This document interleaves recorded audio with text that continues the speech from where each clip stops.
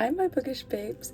I'm very excited to announce that this is my first ever YouTube video on Book Blabs. I'm so excited to start this, and we are going to be starting off with my July TBR, which is so exciting. I'm literally so stoked. So let's just go ahead and get into it. These are some of my favorite videos to watch, so I'm really freaking excited. So let's do it. Alrighty, before we actually get started, I just want to go ahead and start announcing the books that I'm going to be reading with my book club / books that I'm already reading. So three books that I'm currently reading that are kind of rolling over from June. The first one is Harry Potter and the Prisoner of Azkaban. This is the third Harry Potter book. My sister and I are kind of doing like a buddy read. She's a little bit ahead of me, but I've barely read this one. I soft DNF'd it. I set it aside a while, but I really want to try and read this in the month of July so I can continue on with the series with my sister.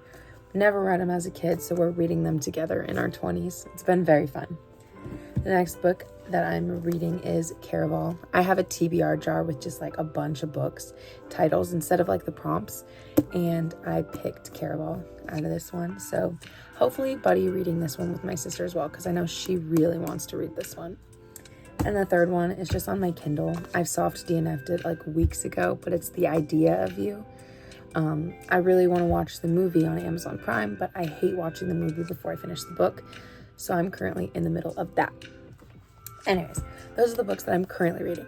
So my two books that I'm reading with my book club this month are Wild Love by Elsie Silver. Super excited. That's going to take us about 2 weeks to read. And then in the 3 remaining weeks of July, we are going to be reading The Teacher by Frida McFadden. I'm extremely excited for that one because we've been reading a lot of romance. So we're going to be reading a thriller to kind of, cleanse our palate, switch it up, change the pace. So I'm super excited for that. All right. So now that we talked about that, let's go ahead and get into the actual point of the video, which is choosing my July TBR. Yay! All right. So how I'm going to do that is I have on my iPad in front of me, I have a number generator from one random number generator from 1 to 229. So yes, I have 229 books on my physical TBR. Insane, right? Yeah, we're working on it. I'm currently on a book buying ban. I have an actual contract that I signed, and I had 2 witnesses sign, which is my boyfriend and my best friend. So it's legit. I have an extreme book buying ban. All right, I have a contract. It's legally binding. Anyways, so I'm probably going to choose, let's say, 6 books. And hopefully I get to them. If not, I'm not going to really punish myself because I do work a full-time job and I'm busy. So if I get around to them, I get around to them. If I don't, I don't. I've been a huge mood reader lately because, self-care. So let's go ahead and get started. All right, I've got my iPad with my number generator in front of me, and I've got my laptop right in front of me that has my GoodReads physical TBR numbered 1 through 229. So we're going to go ahead and generate my first number, and it says 196. 196. All right, so let me scroll. Sorry, it's taking a minute.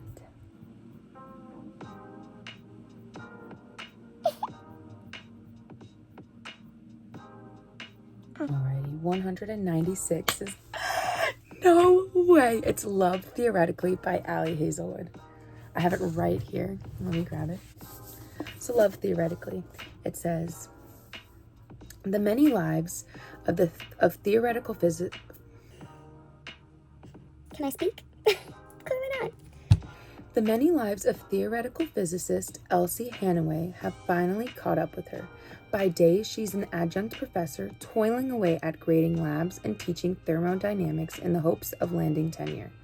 By other day, Elsie makes up for her non-existent paycheck by offering her services as a fake girlfriend, tapping into her expertly honed people-pleasing skills to embody whichever version of herself the client needs.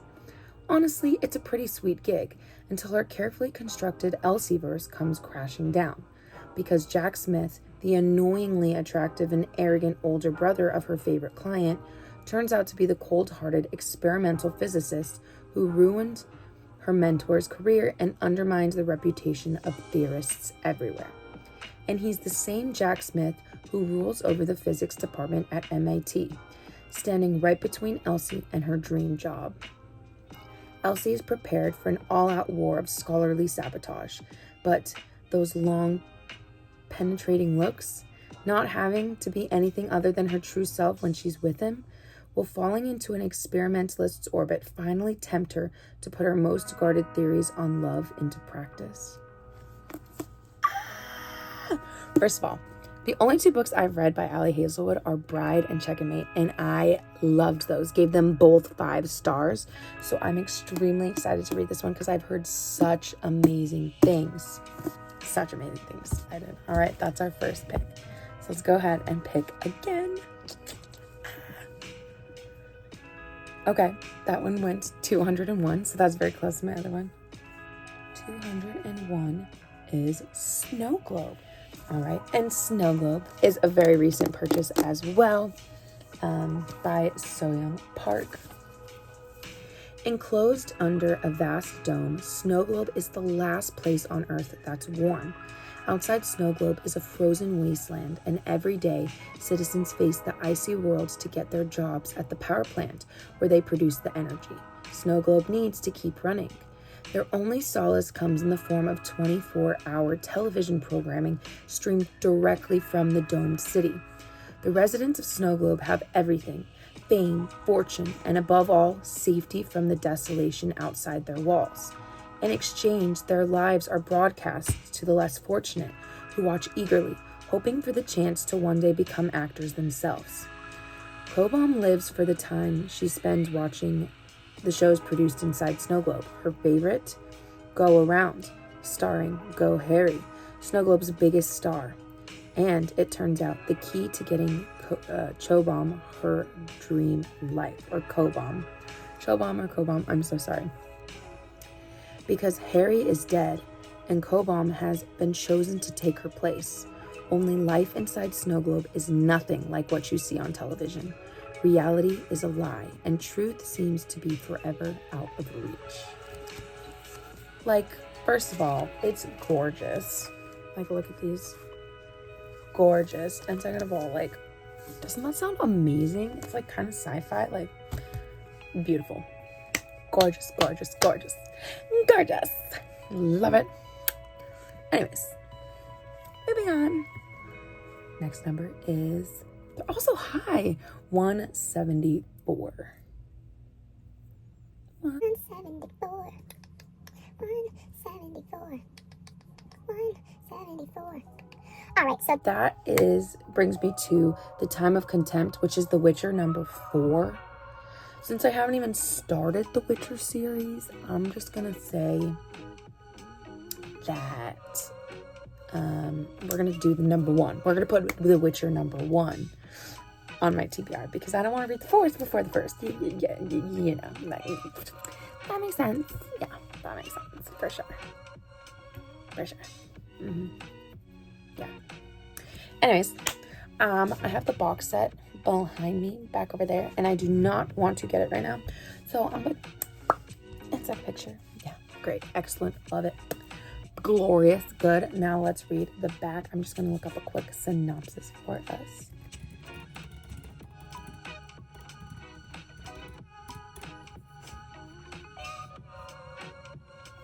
All right, The Witcher number 1. So, for over a century, humans, dwarves, gnomes, and elves have lived together in relative peace. But times have changed. The uneasy peace is over, and now the races are fighting once again. The only good elf, it seems, is a dead elf. Geralt of Rivia, the cunning assassin known as the Witcher, has been waiting for the birth of a prophesied child. This child has the power to change the world, for good or for evil. As the threat of war hangs over the land and the child is hunted for her extraordinary powers, it will become Geralt's responsibility to protect them all, and the Witcher never accepts defeat. The Witcher returns in his sequel to The Last Wish as the inhabitants of his world become embroiled in a state of total war. Hold on. This is The Witcher #1, so how is this a sequel? Let me do some research. Give me 1 second. Okay, I'm back. I did some research. So The Witcher, The Last Wish is the prequel. It's like the 0.5 book. I do not own it, so I'm not going to go out and buy it before and read that first. I think I'm going to read book #1, and if I want to go back and read the prequel, then I will go ahead and do that. But for the time being, we're going to put Blood of Elves on my TBR. Very good. Very good. Beautiful, beautiful, beautiful. Beautiful. Beautiful. I'm embarrassing myself. This is my first video, and I'm embarrassing myself. It's okay, we're all friends here, right? Right? Alright. Now we have 3 books, so we have 3 more. Okay, we can do math. Natalie, come on. Oh my gosh, they're all so high. 211. I keep trying to show you, but 211. Don't worry, I'm telling the truth here. 211. 211. What is 211? The Longest Ride by Nicholas Sparks. Let me go find it somewhere in my messy ass bookshelves, okay? I'll be right back. The Longest. Bazinga. Alright, The Longest Ride by Nicholas Sparks. It says, Ira Levinson is in trouble. 91 years old and stranded and injured after a car crash, he struggles to retain consciousness until a blurry image materializes beside him. His beloved wife, Ruth, who passed away 9 years ago. Urging him to hang on, she forces him to remain alert by reminiscing about their lifetime together. Ira knows that Ruth can't possibly be in the car with him, but he clings to her words and his memories. A few miles away at a local bull riding event, university senior Sophia Danko meets a young cowboy named Luke. Through Luke, Sophia is introduced to a world in which the stakes are high. Reward and ruin, and even life and death, loom large in everyday life. And as she and Luke fall in love, Sophia finds herself imagining a future far removed from her plans, if the secret Luke's keeping doesn't destroy it first. Ira and Ruth, Sophia and Luke, 2 couples who have little in common and who are separated by years and experience, yet their lives will converge with unexpected poignancy, reminding us all that even the most difficult decisions can yield extraordinary journeys. I say yes. Love it. Love it, love it, love it. I'm obsessed with the movie. So I'm gonna love the book, hopefully, because usually the book is always better. All right, so there's that. We're kind of all over the place. I'm pretty excited about that. We got fantasy, sci-fi, and 2 romances. Okay, very good, very good. All right, next is 122, which is The Mark of Athena, which is the Heroes of Olympus book #3. I, however, have not started that yet, so I'll probably have to start with the Heroes of Olympus book #1, with The Lost Heroes, or The Lost Hero. So, let's see. Jason has a problem. He doesn't remember anything before waking up in a bus full of kids on a field trip. Apparently, he has a girlfriend named Piper, and his best friend is a guy named Leo. They're all students at the Wilderness School, a boarding school for bad kids, as Leo puts it. What did Jason do to end up here? And where is here exactly? Jason doesn't know anything, except that everything seems very wrong. Piper has a secret. Her father, a famous actor, has been missing for 3 days, ever since she had that terrifying nightmare about his being in trouble. Piper doesn't understand her dream, or why her boyfriend suddenly doesn't recognize her. When a freak storm hits the school trip, unleashing strange creatures and whisking her, Jason, and Leo away to some place called Camp Half-Blood, she has a feeling she's going to find out, whether she wants to or not. Leo has a way with tools. When he sees his cabin at Camp Half-Blood, filled with power tools and machine parts, he feels right at home. But there's weird stuff too, like the curse everyone keeps talking about, and some camper who's gone missing. Weirdest of all, his bunkmates insist that each of them, including Leo, is related to a god.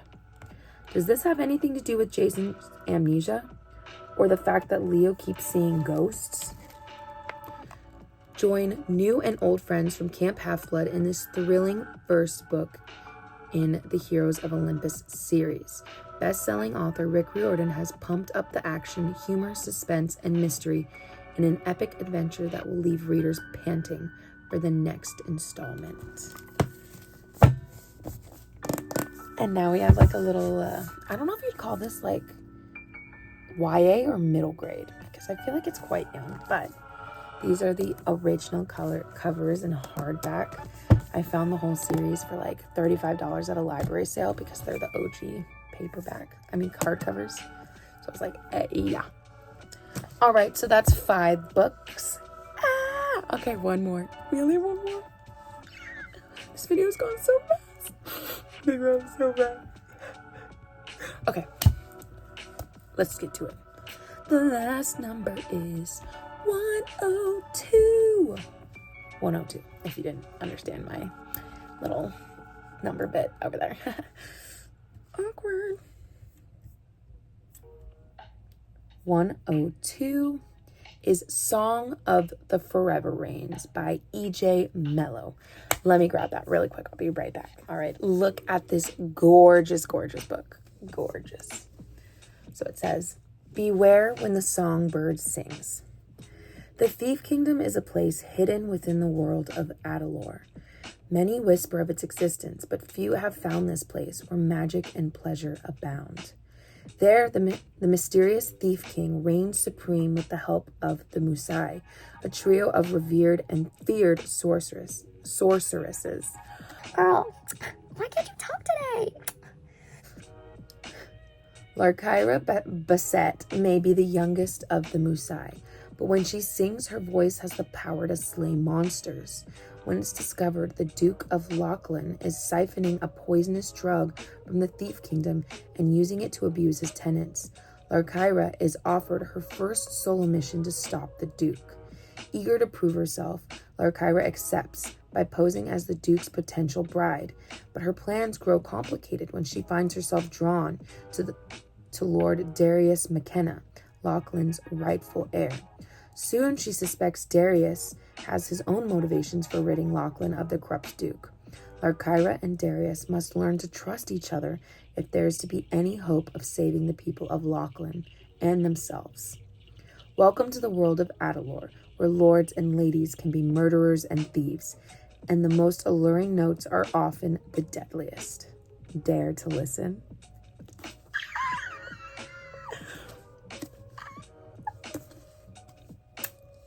I'm so freaking stoked. Yes. Like, and it's gorgeous. I'm so, yes, I just sniffed my book. Don't judge me. But,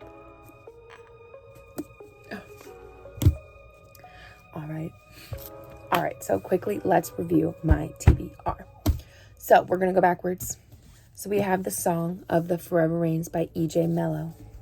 We have The Heroes of Olympus, Book 1, The Lost Hero by Rick Riordan.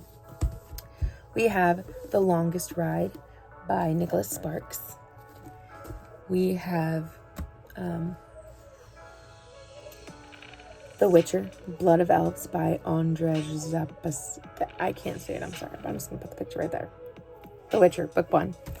We have Snow Globe by So-Young Park. And we have Love Theoretically by Holly Hazelwood. I'm so excited for this TBR. We've got a bunch of different genres. I was hoping I'd get like a mystery or thriller, but I have that with my book club. So this is my TBR, and I'm so excited to get to it. I hope you guys have a wonderful reading month, and yay, my first YouTube video. Huzzah! All right, bye.